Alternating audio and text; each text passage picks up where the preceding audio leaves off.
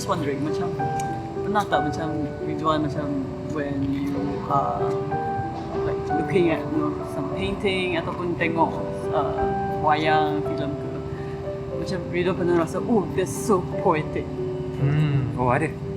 Maknanya macam satu yang saya suka tentang puisi, kadang-kadang dalam form lain dia boleh puitis. Maknanya poetry kadang-kadang dia boleh buat form lain tu yang apa, poetic. Macam filem atau teater atau novel pun boleh, dia boleh poetic tapi dia bukan puisi, tapi dia ada elemen dia.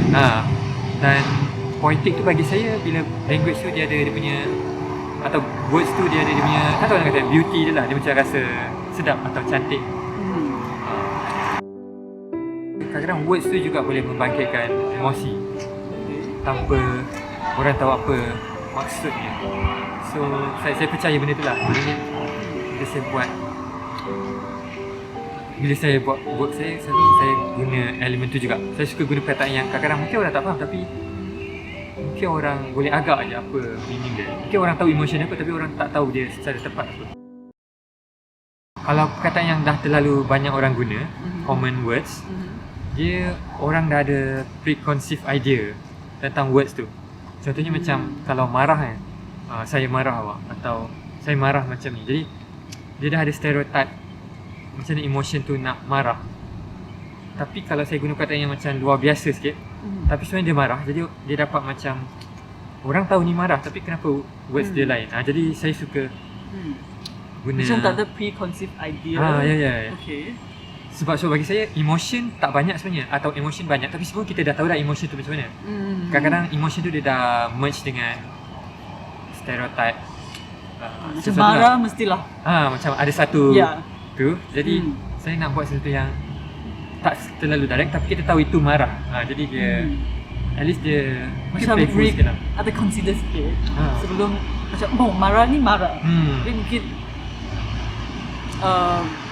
like as a reader ataupun audience, like kita not as directly itu stereotype tu perasaan tu. Okay. So selain macam bahasa, perkataan, language itself, ada apa lagi elemen lain yang Ridwan guna dalam your work of puisi? Kat sini tu je kot. Dia terutamanya words, kata-kata je. Dan kata-kata kadang-kadang bila saya buat puisi, saya cuba cari, saya lebih detail dengan kata-kata. Jadi saya cuba cari, saya suka nak rasa ingin tahu dengan etimologi words tu, maknanya dia datang dari mana. Kadang-kadang dari Sanskrit, dari mana-mana lah. Jadi saya suka nak tahu, sebab saya tulis dalam bahasa Melayu, so bahasa Melayu pun dia datang dari banyak area lah.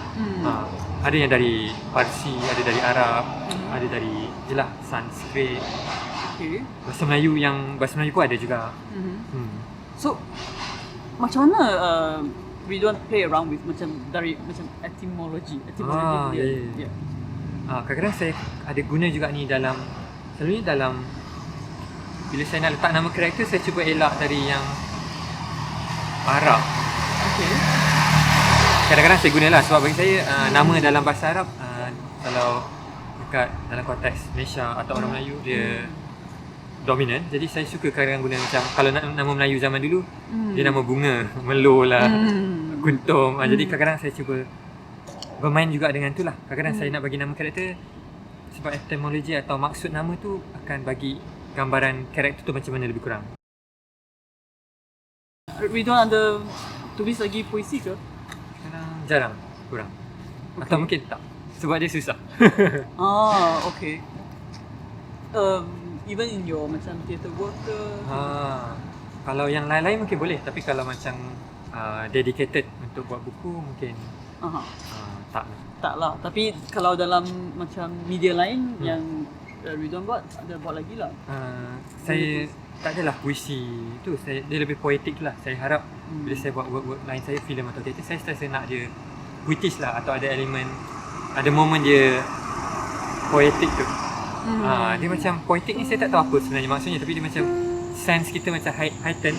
Bila kita tengok satu work of art, selalunya bila best bagi saya, dia mesti kadang-kadang puitis. Saya tak tahu, saya rasa bila saya rasa work yang best, work of art yang best, dia saya describekan dia sebagai puitis, tapi saya tak tahu nak cakap dia macam mana. Dia bagi Kalau dari segi like five senses, like when poetis, like poetic, when the word came about for you, Ridwan, so dia lebih daripada image ke, you know, what you see ke, or what you hear, or what you feel, feeling tu lah kot. feeling tu, emosi tu. Emosi yang lahir dari banyak faktor tadi lah. Mungkin dia dah imagine something, betul dia dapat rasa, atau dia dengar, dia dapat rasa. Tapi saya rasa yang paling utama lah kot untuk seni. Okay. Tapi bukan rasa yang klise atau stereotip lah. Dia kena rasa yang lebih mendalam sikit. Sebab tu bagi saya, kita tak boleh guna klise sebab itu macam surface levelnya feeling yang macam ni, dia macam just token je. Dia feeling yang token. Dia macam, oh ini sedih, ini marah. Tapi kalau feeling yang sebenar, dia macam kena lebih complicated sebab bagi saya life pun complicated. Betul, and I feel like macam Ridwan macam bagi ruang lah untuk macam audience ke atau pembaca untuk give their own interpretation, macam draw from their own life experiences. Pantun dia tak ada, dia tradisional, dia tak ada penulis kita tak tahu siapa lah. Okay. Tapi pantun saya suka sebab dia quatrain. Dia macam empat baris. Kemudian dia macam padu. Lepas tu dia ada rhyme. Dan lepas tu dia ada first half macam pembayang. Lepas tu second half apa nama, bukan statement, satu jawapan atau satu yang lebih. Jadi dia ada permainan tu. Sebab dalam work saya sebenarnya saya rasa saya cuba terapkan elemen macam pantun juga yang first half. Saya suka ada elemen pembayang lah. Sebelum nak ada dia punya jawapan atau So yang structure pantun tu macam Ridwan tu ada guna dalam macam karya lain, dalam media lain lah, macam filem, teater macam tu. saya rasa lah secara tak langsung. Sebab dalam ni memang saya ada tulis juga macam ambil form pantun. Dekat depan tu saya ada tulis apa? Cover. Okay. Sajak protes dan pantun grotes. Ya. Maksudnya pantun tu macam grotes yang ugly punya lah. How about inspiration? Macam mana macam Ridwan dapat inspirasi nak bersajak? Berpuisi, bersajak. Inspirasi. Susah, sama macam yang lain juga kot. Tapi ini buku ni masa saya tulis puisi dia macam satu momen je. Sebab saya rasa puisi macam untuk orang muda. Saya rasa inspiration untuk orang muda. Ataupun mungkin dia dah tua pun boleh, tapi sebab dia pemuisi dia ada, bagi saya ada, kalau yang betulnya lah, yang sejati, yang bukan saya lah. Saya rasa saya bukan pemuisi sejati. Sebab saya rasa pemuisi sejati dia memang hidup dia dedicated kepada puisi. Dan selalunya dia akan tulis sepanjang hidup lah. Macam kalau di Indonesia ada itulah Sapardi, Joko Pinurbomannya. Dia memang diri dia adalah poet. First and foremost poet lah. Dan ada satu jenis orang yang saya perasan macam Laut Tremont, Arthur Rimbaud. Saya tak tahu sebutan dia Rimbaud betul-betul ke tak. Jadi tu dia tulis macam dia ada satu phase masa remaja, dia tulis 1-2 buku. Lepas tu dia terus buat benda lain. Dia dah tak boleh nak tulis puisi. Jadi saya bukan dua-dua tu, tapi saya lebih kurang macam saya dah tulis ni, saya rasa saya dah cukup. Sebab saya rasa saya tak berani nak tulis lagi. Sebab puisi dia tak boleh tak jujur. Dia kena jujur. Dia kalau tak jujur dia memang fail. Kalau puisi lah bagi saya dia tak boleh macam pretentious langsung. Jadi saya tak berani untuk tak jadi. So when you tulis puisi tu memang this is jujur. Saya tak tahu, tapi waktu tu tiba-tiba saya rajin tulis puisi dan saya terbit je, tapi saya tak tahu saya jujur atau tak. Tapi bagi saya bila sekarang saya perasan nak tulis tu dia paling susah. Sebab tu lah mungkin kena paling jujur antara semua form lain.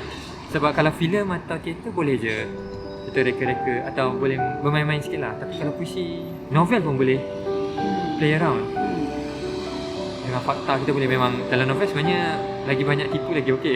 Fiction lah, dalam work of fiction. Tapi dalam puisi dia macam kena emotion yang true tu. Emotion yang true paling susah lah sebenarnya tu dapat. Lebih-lebih dengan words yang minimal sikit. Material tak banyak sebab lagi satu dia yang kita ada dalam puisi, kita cuma ada words saja. Kalau filem atau teater kita ada aktor lain macam mungkin dia orang jujur. Mungkin ada orang aktor ni jujur tak apa, kita tak jujur tak apa. Orang lain dia ada elemen-elemen lain yang macam membantu untuk mendapatkan kejujuran emosi tu lah. Atau like penyerta yang lain. Okay. Audience pun datang, mungkin dia truthful, dia dapat rasa. Tapi this is only you. Kan? Macam kita tengah dedahkan diri kepada pembaca dan dia sangat, itulah saya tak tahu nak kata dia bahaya ke apa ke. Okay. That truthfulness ke tu memang ada lah. Okay.